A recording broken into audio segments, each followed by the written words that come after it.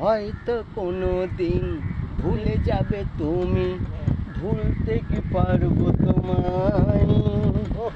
তাই তো এসেছি আজকে তোমাকে নীরবে জানাতে বিদায়। তাই নিয়ে তুমি আমায় করো ঋণী এটুকু আশায়।